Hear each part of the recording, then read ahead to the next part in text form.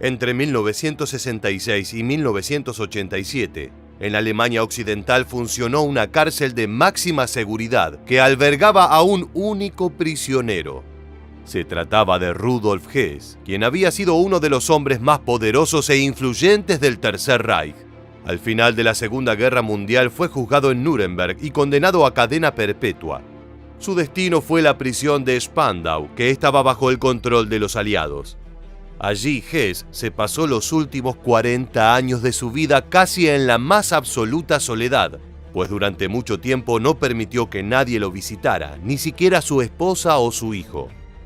El jerarca nazi era vigilado por más de 600 soldados de distintas nacionalidades, y nada indicaba que pudiera escapar. Sin embargo, el 17 de agosto de 1987 ocurrió algo impensado para todos. De alguna manera, a sus 93 años de edad, Hess logró evadir a sus captores y se dirigió a una cabaña en la cercanía del recinto. Cuando los guardias se dieron cuenta, inmediatamente salieron en su búsqueda. Fue entonces cuando, al abrir la puerta de la vivienda, se encontraron con una imagen escalofriante. Hoy, en este nuevo episodio de Historia Militar, vamos a contarte todo acerca de la extraña muerte de Rudolf Hess. ¿Estás listo? Pues entonces prepárate para viajar en el tiempo. Para entender cómo fue que Hess terminó encerrado en la prisión de Spandau, primero tenemos que conocer su trayectoria en el movimiento nacionalsocialista. Rudolf Hess nació en 1894 en el seno de una familia germana de clase alta que residía en Egipto. Cuando estalló la Primera Guerra Mundial, se alistó para servir en la artillería alemana y participó en batallas tan importantes como la del Somme, Ypres y Verdún. Los oficiales destacaron su valentía a la hora de combatir y lo premiaron con la Cruz de Hierro por su buen desempeño. Lo hirieron en numerosas ocasiones, aunque la más grave fue en 1917, cuando una bala atravesó su pecho y estuvo a punto de destrozar su columna vertebral y matarlo. Esto, sin embargo, no le quitó el deseo de luchar, sino todo lo contrario. Tras recuperarse, comenzó su entrenamiento como piloto para unirse a la aviación. Aunque no llegó a involucrarse en ninguna batalla aérea, adquirió valiosos conocimientos que, como ya veremos, pondría en práctica años después, en otro momento clave de su vida. Cuando concluyó la Primera Guerra, Rudolf Hess se inscribió en la Universidad de Múnich para estudiar economía e historia. En 1920 escuchó por primera vez un discurso de Hitler y quedó completamente embelesado por sus palabras. De hecho, Hess fue uno de los primeros afiliados al partido nazi y ayudó al futuro Führer en su intento de dar un golpe de Estado en Bavaria. Aunque esto terminó en un fracaso, Hess nunca se separó de su líder, convirtiéndose en su sombra. En una ocasión, incluso un grupo de enemigos del nazismo plantó una bomba en un evento con el objetivo de asesinar a Hitler. Hess lo protegió de la explosión, sufriendo heridas en el proceso, pero salvándolo de la muerte. Durante los años siguientes continuó ganando peso dentro del movimiento nacionalsocialista. Una vez que el Führer se hizo con el control de Alemania, Hess fue nombrado secretario personal del dictador. Más adelante tuvo el cargo de ministro sin cartera, con influencia en las áreas de salud, economía, educación y relaciones exteriores. Entre otras cosas, fue responsable de aprobar leyes discriminatorias hacia los judíos que los marginaban del resto de la sociedad germana. Hess era profundamente antisemita y su devoción hacia Hitler se debía en parte a que compartían la creencia de que los judíos eran responsables de todos los males de Alemania.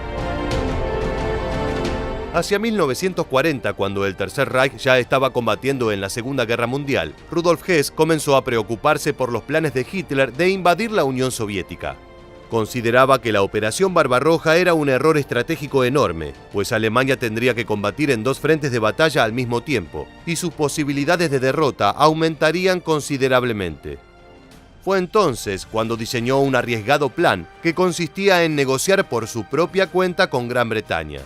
Su objetivo era firmar la paz con el gobierno inglés. Para Hess, esta era la única manera de que el imperio nazi sobreviviera a la guerra, ya que creía que Inglaterra era su enemigo más poderoso.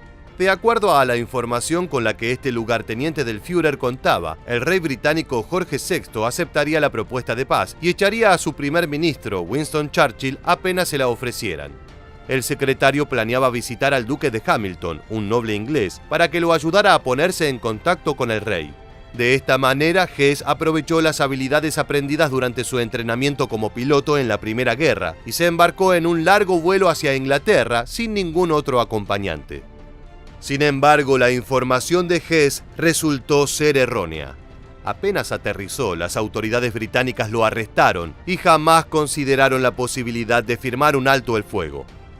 Si bien el duque de Hamilton contactó a Churchill tal como el secretario esperaba, tanto el primer ministro como el rey tenían firmes intenciones de continuar la guerra.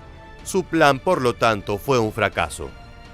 El propio Hitler, cuando se enteró de lo ocurrido, montó en cólera, le quitó a Hess todos sus cargos y ordenó que si alguna vez volvía a Alemania, fuera ejecutado.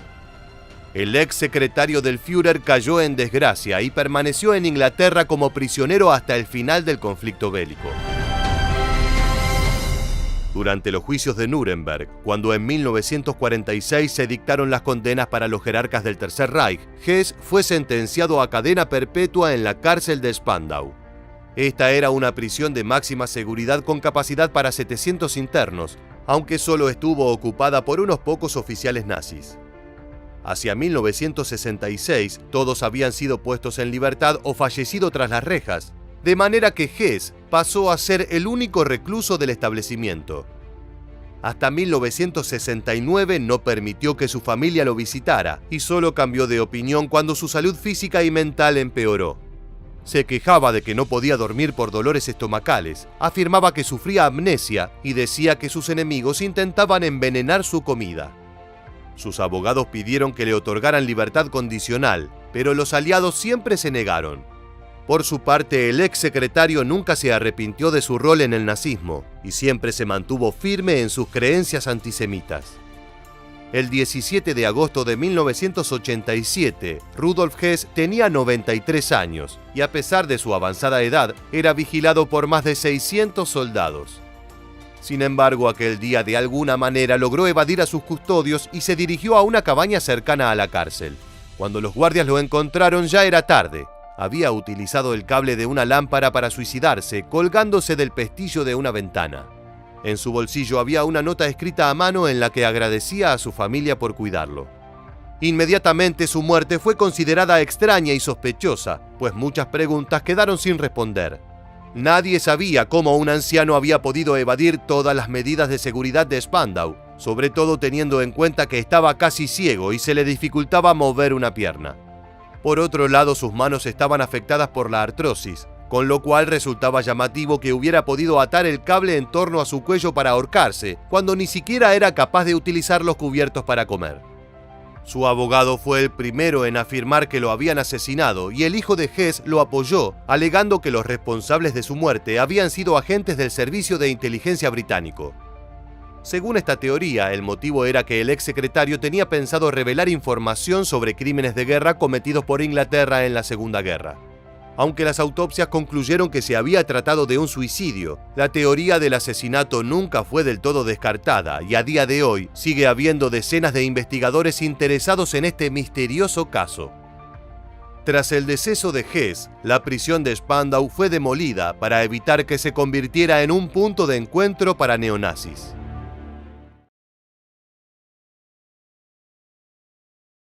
Cuando bajé del tren a Auschwitz, había una persona que decía: todos los que no pueden andar, viejos, pequeños, entonces tenían que subirse a los camiones.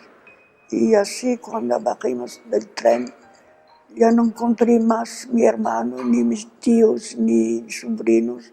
Mi mamá siempre me tenía así, tenía mucho miedo. Y mi mamá tenía 40 años, no es que era vieja. Y entonces me dice: Aneta, iremos también con los camiones, porque el campo de Birkenau era a 3 kilómetros de la estación de Auschwitz. Y así había mucha gente que se fueron con los camiones.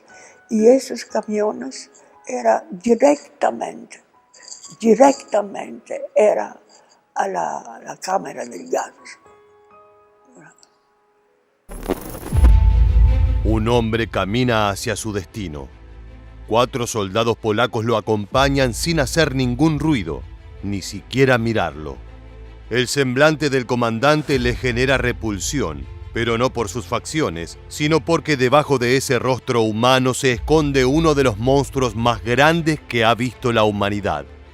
Lo más curioso es que este hombre, ahora vestido con una simple chaqueta de fieltro y pantalones de prisionero, hasta hace poco tiempo llevaba un lujoso uniforme diseñado por Hugo Boss, decorado con las mayores insignias que Adolf Hitler podía otorgar a sus hombres más fieles. El sentenciado a muerte avanza a su encuentro con la horca, luego de que un tribunal lo hallara culpable de las más siniestras fechorías que un militar pudiera contemplar. Ese hombre que carga con una mirada muerta, sin ningún tipo de arrepentimiento, es Rudolf Höss, comandante del campo de concentración de Auschwitz, quien había implementado por primera vez el mortífero químico Zyklon B en las cámaras de gas para asesinar a millones de judíos. El 16 de abril de 1947, el militar nazi subió las últimas escaleras de su vida para encontrarse con el nudo de la justicia, apretando su cuello con las fuerzas de 6 millones de víctimas inocentes, hasta que la presencia del animal de Auschwitz fue borrada de esta tierra.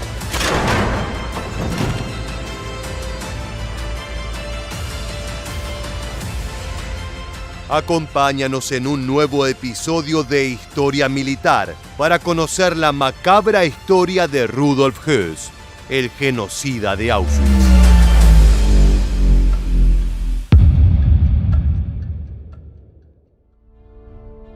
Rudolf Höss nació en 1901 en el seno de un hogar alemán cristiano.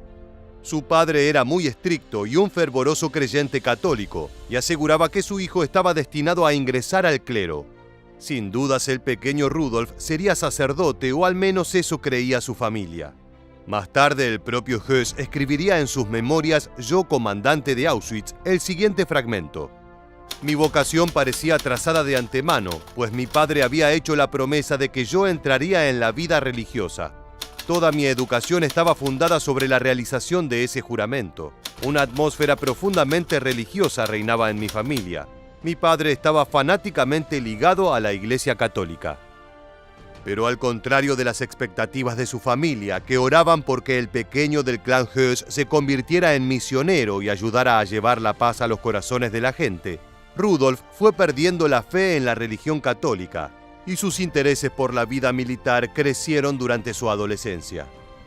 En 1916, tras la muerte de su padre y a espaldas de su familia, Höss se enroló en el mismo regimiento en el que habían servido su progenitor y su abuelo, comenzando una carrera militar que sellaría su destino, así como el de millones de personas que morirían bajo sus órdenes.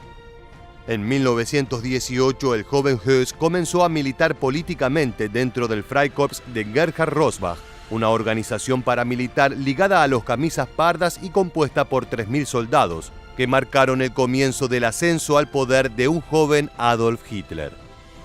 En 1923, bajo órdenes de quien era por aquel entonces supervisor de los Freikorps, Martin Bormann, Höss y otros miembros de la organización apalearon hasta la muerte a un maestro local, ya que creían que había acusado a un miembro del grupo de Höss de perpetrar operaciones de sabotaje contra las líneas de suministro francesas. Tras la confesión de uno de los asesinos, Höss fue arrestado y condenado a 10 años en la cárcel por ser el cabecilla. En cambio, Bormann fue tan solo condenado a 1 año de prisión. Tras 5 años cumpliendo la pena, Höss fue liberado al declararse una amnistía general en favor de los seguidores de Hitler. A partir de su liberación en 1928, comenzó a trabajar como gerente en granjas y complejos agropecuarios y se unió a la Liga Hartmann.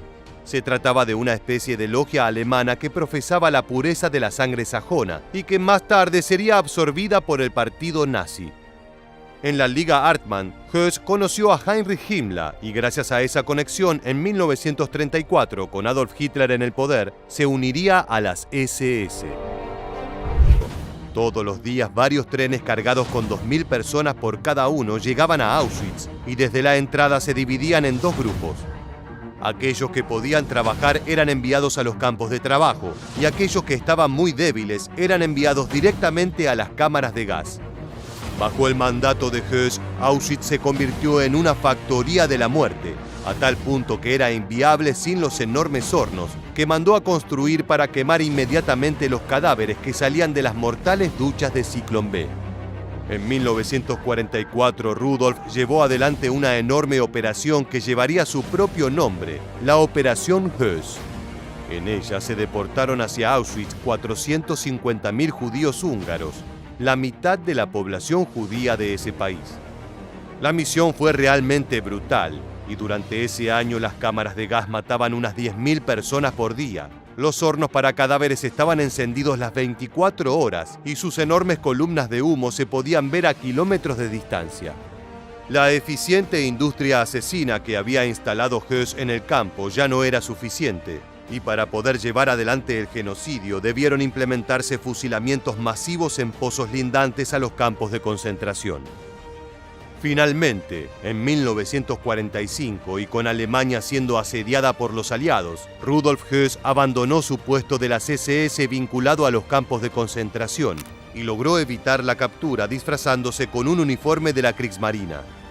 Pero luego de que los aliados entraran a Auschwitz y descubrieran el horror que allí se llevó a cabo y la relación de Höss con todo ello, comenzó una cacería que llevó a la captura de la mujer del comandante, Hedwig.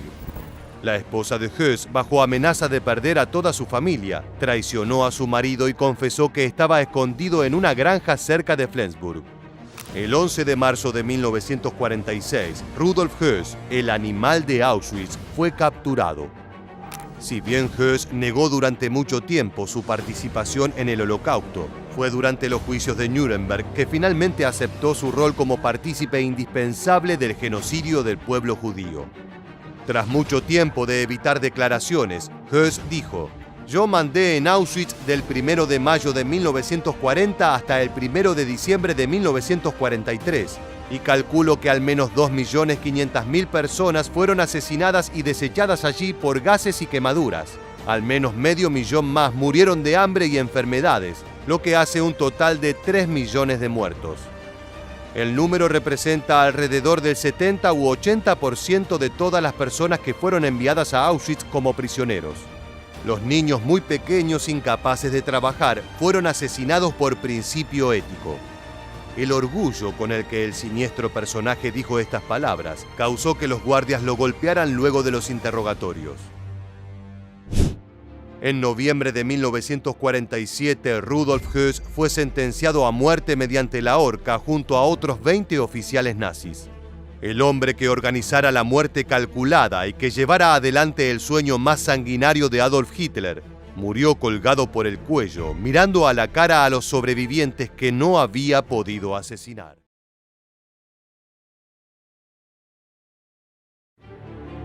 En junio de 1976, un terrible secreto salió a la luz en Francia. La tranquila localidad de Traves se vio convulsionada por unos panfletos distribuidos entre los vecinos. En ellos podía leerse lo siguiente: «Ciudadanos, hay un criminal de las SS entre nosotros». A continuación, el texto detallaba que un hombre de 61 años, llamado Joachim Pieper, habitante del pueblo desde hacía 6 años, era en realidad el responsable de oscuros delitos de guerra. Si bien el acusado negó todos los cargos, la noticia se expandió por los medios de comunicación nacionales e internacionales, hasta que Pieper se vio forzado a admitir que había sido un soldado alemán. Lo que el antiguo nazi desconocía es que había un grupo de personas al acecho, esperando el momento adecuado para hacerle pagar por sus crímenes. Hoy, en este nuevo episodio de Historia Militar, te contaremos todo sobre la brutal ejecución de Joachim Pieper.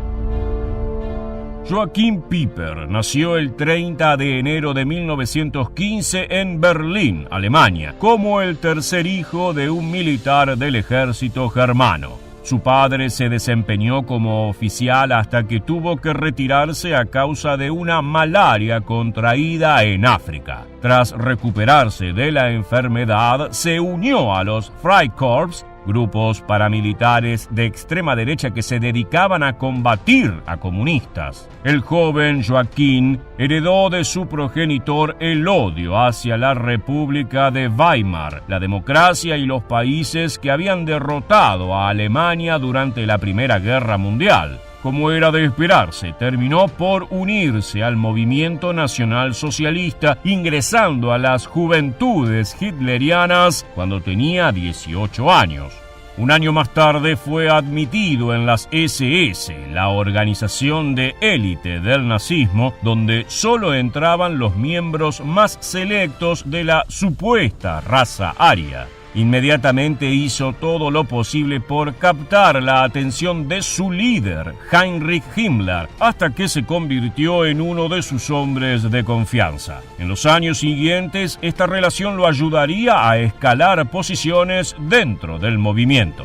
En 1935, Piper asistió a una escuela militar para formarse como oficial de una división de tanques. A pesar de que demostró aptitud para el liderazgo, estuvo a punto de reprobar los exámenes psicológicos. Los instructores notaron que tenía una personalidad tóxica y un egocentrismo preocupante, dos características que hacían probable que en el futuro se convirtiera en un subordinado indisciplinado o en un oficial arrogante. En cierto sentido, los pronósticos acertaron al decir que Piper sería un hombre problemático, aunque lo verdaderamente grave serían sus tendencias asesinas. En vísperas de la Segunda Guerra Mundial ya se había convertido en el oficial de enlace entre Himmler y el Führer, estando presente en las reuniones de la plana mayor nazi donde se discutía el futuro del Tercer Reich.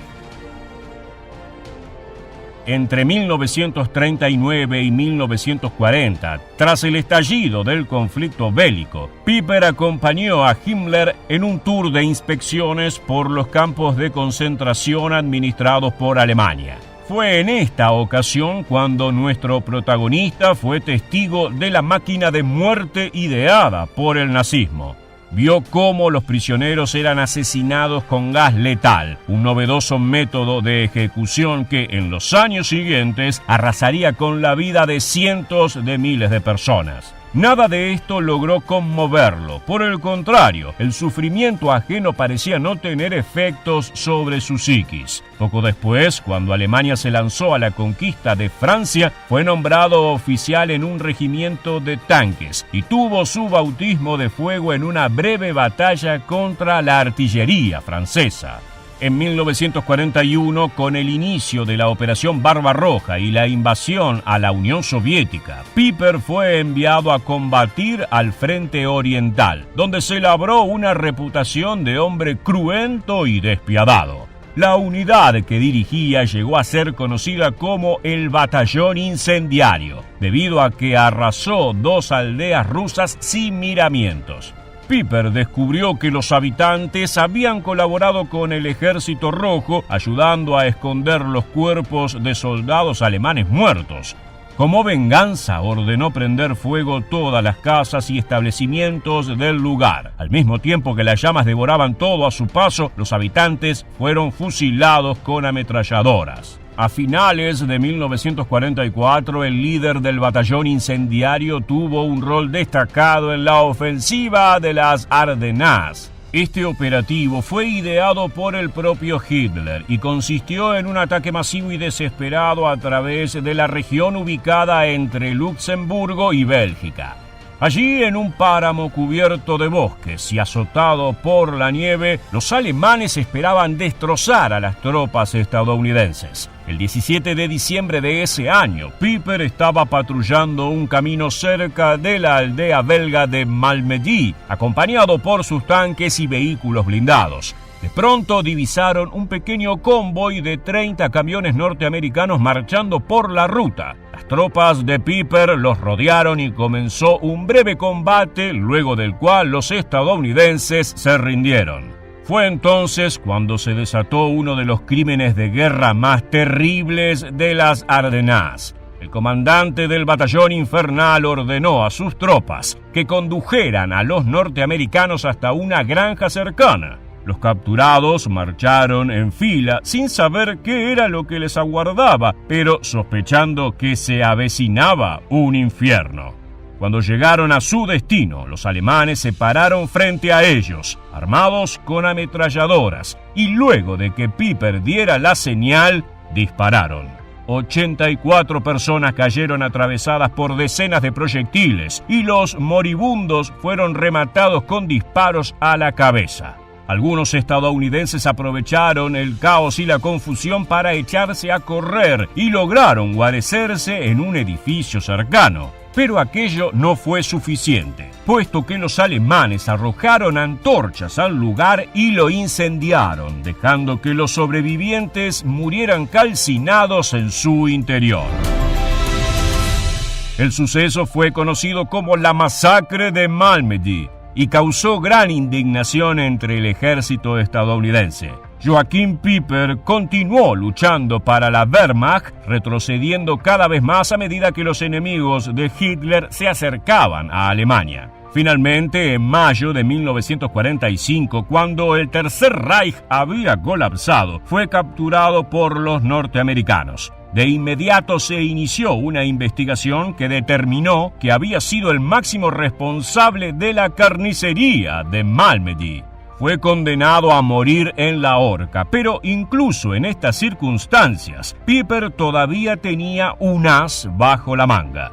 Afirmó que los testigos que declararon en su contra habían sido torturados para hablar, lo que hacía que sus palabras no fueran válidas. Por otro lado, Pieper también denunció que había sufrido maltratos a manos de los guardiacárceles estadounidenses. Esto, combinado con la ayuda de exmiembros de las SS que utilizaron sus contactos en el sistema judicial, permitió que la pena a muerte fuera conmutada por una temporada en prisión. De esta manera quedó libre el 22 de diciembre de 1956.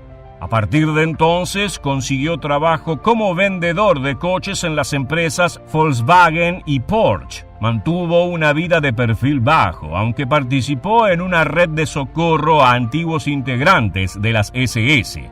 Jamás renegó de sus ideales nazis, pero se aseguró de que nadie supiera cuál era su verdadera identidad. En 1970 se mudó con su familia a una pequeña casa ubicada en Traves, Francia. Pieper estaba convencido de que ya no corría peligro, pero estaba equivocado. En 1976, cuando tenía 61 años, una serie de panfletos comenzaron a circular por su vecindario. Como te contábamos al inicio del video, en ellos se afirmaba que Joachim había pertenecido a las SS y se pedía expulsarlo del país. La campaña de difamación fue un éxito y todos los medios de comunicación se hicieron eco de ella. Acorralado y con su secreto develado, el ex líder del batallón ardiente solicitó auxilio a la policía francesa que le proporcionó una escolta durante el día.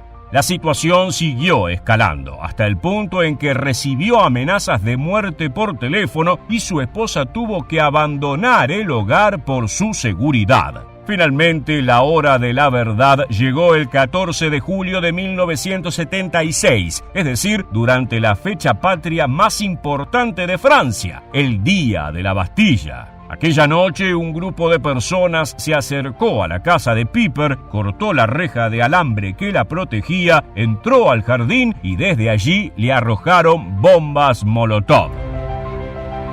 El exoficial nazi divisó a los atacantes, se asomó por la ventana armado con una escopeta y un revólver y les disparó. Las balas se perdieron en la oscuridad y no acertaron a ninguno de los blancos. Mientras tanto, las llamas se expandían a su alrededor.